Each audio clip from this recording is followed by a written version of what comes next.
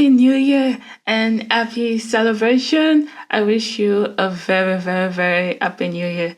Today is day 62 of the 100 Days Programming Challenge, and the topic for today is calendar. We will be creating calendars in Python using the calendar module. So, shall we begin? And Happy New Year. Happy New Year. It's 2025.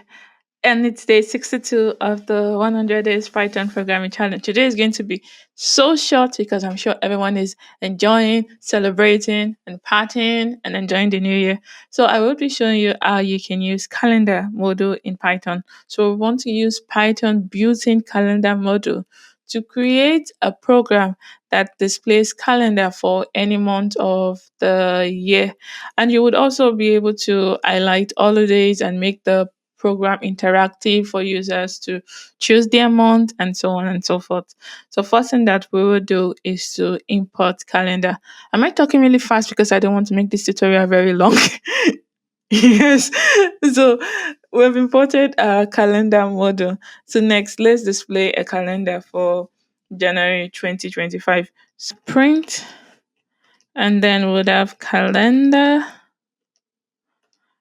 dot month, and would have 2025 and a comma, and January is the first month, so that is 1. And when I run this, we have the calendar for January. If I want to have the calendar for June, and then I run this, we have the calendar for June, and so on and so forth. So this is how we're displaying the calendar for January for the year 2025. If you change this to like 2024, you also get the calendar for different year and different months. So now let's make it interactive. I want to allow the user to input their amount by using an input statement. Here we were just printing it out. So you can make it a little interactive by getting the inputs directly from the user. So we'll just be using input statement, same thing that we're printing, just the input statement for the year.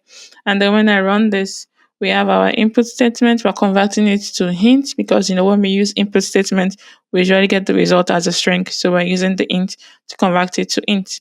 And then enter the month number from 1 to December. If I want the calendar for December, and then we have print calendar similar to what we have here, dot month, and then the year and the month is just making it interactive by using the input statement. And then when I click on enter, we have the calendar for December 2025. Then what if I want the user, also about making it more versatile, allowing the user to choose both the year and the month. Here we're only able to choose just the month, but also want to be able to choose the year and the month. So I would have two input statements then, and then we'll get both the month and then the year from the user. So same input statement, we have our year, enter your year, and then the month, enter your month, and then we'll print calendar dot month. And our year is our variable that we got from the user, and then our month is the month that we got from the user. And then when I run this, I want to print out a year, 1999, and then the month 7. And then when I run this, we get the calendar for July 1999. So this is our simple tutorial. What you can also do is to be able to highlight holidays, to be able to define that, this this day is an holiday, and then you can add like a color, or you can put it in bracket, whatever you want to do. And you can also save your calendar into a file.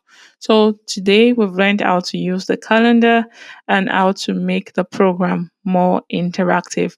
It's the new year, it's 2025.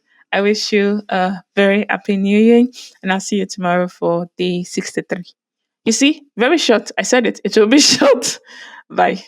That is it for this video. Do not forget to subscribe, to like, and leave a comment. Let me know if you have any questions. And as always, the link to the Jupyter Notebook is in the description. See you tomorrow.